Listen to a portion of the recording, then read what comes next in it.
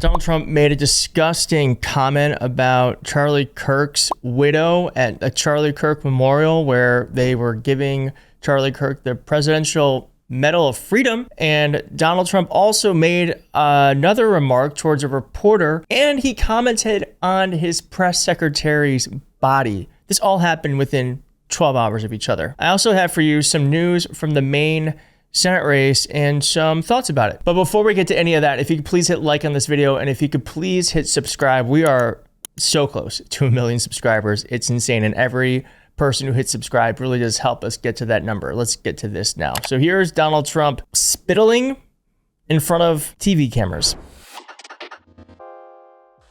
Boston better clean up. It was a rough one. That was nasty. Ugh. Ugh.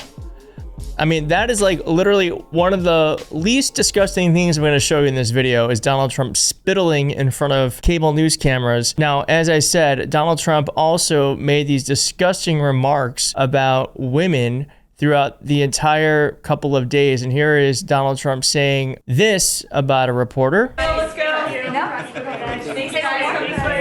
As China deepens its presence in Latin America, what role do you see for the U.S.? I just like to watch your talk. Sorry, no? Okay. Good job. Okay, thank you. Good job. Thank you, Donald.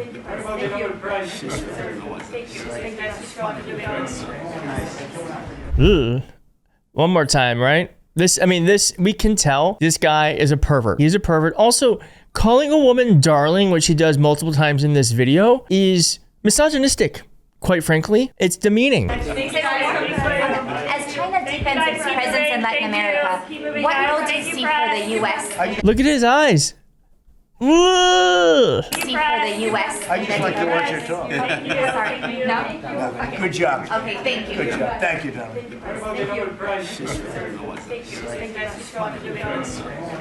Ugh. All right. And then Donald Trump also made this comment about his press secretary, Caroline Levitt, when asked if she should be replaced. And I've never failed in working it out like immediately. Is that right? How's Caroline doing? Is she doing good? Should Caroline be replaced? No. That's up to you, sir. It'll never happen. Nobody wants to. I say she does a great job. Thank you. Do you want to elaborate on the And those lips, they move like a machine gun, right? Do you want to elaborate on the Again, if any other president or even elected official were to talk like this, it would be a big deal. For Donald Trump, it's just, I mean, maybe you never even saw this clip. This happened last night, and it got so little attention that you probably never, and you are someone who watches the news a lot, and you never saw this stuff. It's happening all the time. He's a womanizer. He degrades women. He talks about their bodies, and it's unacceptable, quite frankly. And he said this about Erica Kirk. He's at Erica Kirk's husband's memorial. I was with him before I met Erica, and he told me he was going to get married. He said, "You won't believe how beautiful she is." I said, "Well, then now that I meet her," he's right. But then he also said, "And you know what? She's like the smartest person I know." See, they do go together on occasion. Not often. But on occasion, they go together. Again, very dehumanizing to talk about someone like that, let alone the widow of the person you're memorializing. And Donald Trump's lied because he knew her earlier. This is Erica Kirk when she was a Miss America contestant at a Trump International hotel. He knew who she was, and I'm pretty sure he liked her. I'm pretty sure this is one of the reasons why Erica Kirk is where she is today. And it's actually disgusting that he would also say in the same breath that if you're pretty and you're a woman, you can also be smart, that it rarely happens. And again, just another day. No one really noticed it. No one noticed it. Now, Donald Trump actually talked about himself very honestly. Would you like to visit Argentina soon? There is an invitation for that. What does that mean? Do you like to visit Argentina soon? I do. I would love to. I'm just a little busy.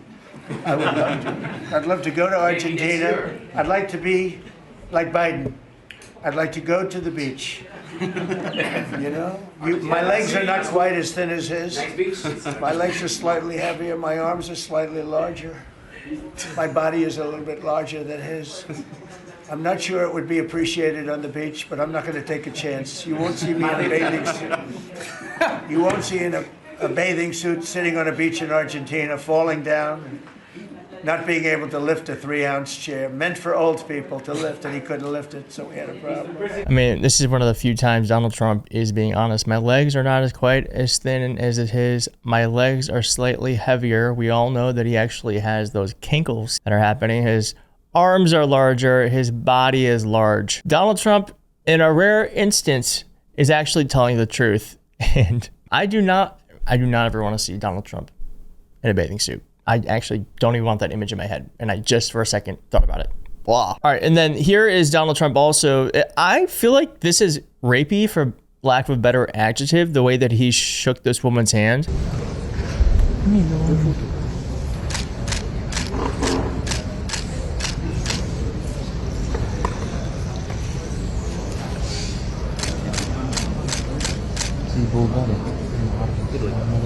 She could not wait to get away from him. That's the Prime Minister of Italy. She is very far right, and she is still right about this, that Donald Trump is gross. And she pulls the best faces. She does not, you can tell she does not want to be anywhere near him. All right, so let's switch gears, because I feel like, one, it's only fair. I've showed every other candidate for Senate, for the Senate race in Maine. I think it's only fair to show this one. This is Janet Mills. She is the governor of Maine. She's won statewide before. Now, a lot of people are upset that she's getting involved in the race. I'm kind of like, I'm not upset about it. Primaries are good. I think what's great about this is that Maine primary voters are going to have a lot of great options, and they have a huge menu to choose from. Do they want an outsider who's more progressive? Do they want someone who's a centrist, that's tested, that has won before? Do they want someone who's younger? Do they want someone who's older, more experienced? I think it's up for the primary voters in Maine to decide. I don't necessarily have an opinion. I will say on both sides, like, one, I kind of feel like I'm fucking sick of old people running for office. No offense if you're old, but I think we need some new blood. We can't keep doing the same thing we've been doing. And Janet Mills, to me, sort of represents that. She's 76. She's going to be 77 if she were to win. She'd be like 85, 86 by the time her first term is up. That's old, okay? There's no way around it. She could still be kicking and doing well, but it's still very old. I think we kind of need new people and new ideas. But at the same point, when you go with Graham Plattner, who is another candidate running in the Maine Senate race, he's untested. I kind of feel some buyer's remorse with Kyrsten Sinema and John Fetterman. So these untested people, or these people who we think are going to be one thing, can sometimes turn out to be another. So I can see both. I truly don't have an opinion on this sort of thing. I think it's up for Maine voters to decide. I think we should just let them have a primary, and truly they will just be stronger because of it. They will be stronger because of the primary. So I say, let them have a primary, have an election, and may the best candidate win. Hopefully we can beat Susan Collins, regardless of who gets nominated, okay? But here is her ad. Sorry for the long lead-in. I want to give you my thoughts, but I want to end with her ad. I think it's a good ad, and I'll see you soon. Thanks. Bye. Governor Janet Mills blasted President Trump today. Janet Mills clashed with President Trump, sparring with Maine's governor. Is Maine here, the governor of Maine? Not here. Are you not going to comply with it? I'm complying with state and federal law. We are the federal law. You better do it. You better do it, because you're not going to get any federal funding at all if you don't. The governor said, See you in court. see you in court. I did see him in court, and we won.